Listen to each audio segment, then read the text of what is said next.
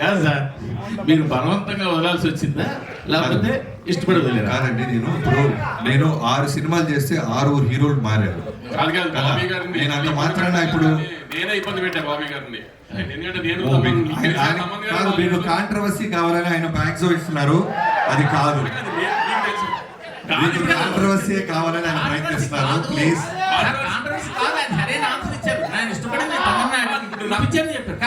నన్ను తమన్నా దేవి అంటే తమన్ అంటాను కదా, అలానే నన్ను అడిగారు తమన్నా దేవి అంటే కాదు కదా, ఒక డైరెక్టర్ గా నన్ను అడిగా నేను చెప్తా.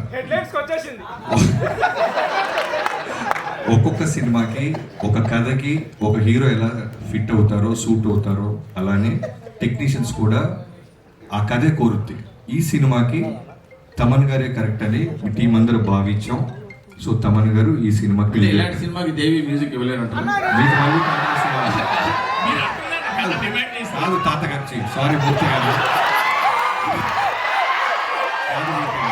మీరు ప్రతి ప్రశ్నలోనూ వెతుక్కుంటే దానికి సపరేట్ సిట్టింగ్ పెడతారు. ఎందుకంటే ఒక సినిమా రాయడానికి ఎంత కష్టపడతామో కాంట్రవర్సీ సైడ్ వస్తే మేము కూడా కొంచెం కొద్దిగా మీలాగా సపోర్ట్ చేయగలం.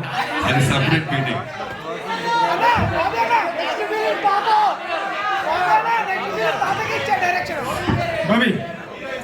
Bobby it is for you. అనే చెప్పండి. బాలకృష్ణ గారు మీ దగ్గరికి వచ్చేటప్పటికి చాలా tough time to A director. In the sense ఈ మధ్య కాలంలో బాలకృష్ణ గారిది సినిమాల పరంగా కానీ రాజకీయంగా కానీ షో పరంగా కానీ ఒక అన్స్టాపబుల్ ఇమేజ్, ఇన్క్రెడిబుల్ ఇమేజ్ అనేటువంటిది పెరిగింది.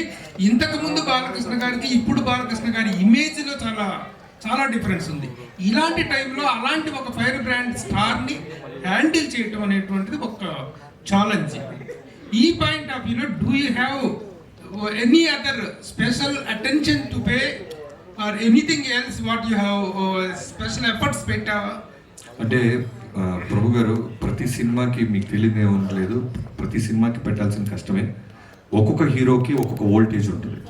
ఇప్పుడు చిరంజీవి గారితో చేస్తున్నప్పుడు మాస్ ఫాలోయింగ్, ఆయనకి సంబంధించిన fun, humour, grace, voltage.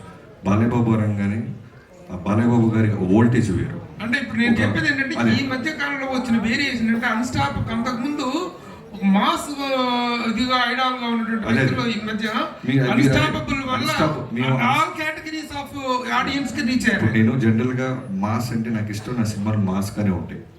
But unstoppable తర్వాత నేను అన్నాను, మీరు విన్నారో లేదో, న్యూ ఏజ్ ఆడియన్స్, కుర్రోళ్ళు, కాలేజ్ కుర్రోళ్ళు, పబ్బుల్లో కుర్రోళ్ళు, స్కూల్స్లో. సో ఆయనకి బాలయ్యబాబు గారు అంటే ఒక సూపర్ హీరో అయిపోయారు ఇప్పుడు. సో వాళ్ళందరికీ నచ్చే మాస్ ఎలిమెంట్స్తో ఉన్న సినిమా తీసాం. సో టఫ్ అంటే కథ మీద ఫోకస్ చేస్తే మిగతా అన్ని ఈజీ. మెయిన్ కథ మీదే మేము దృష్టి పెట్టాం, మా పనితనం అంతా అక్కడే చూపించాం. అట్లాగే ఇమేజ్తో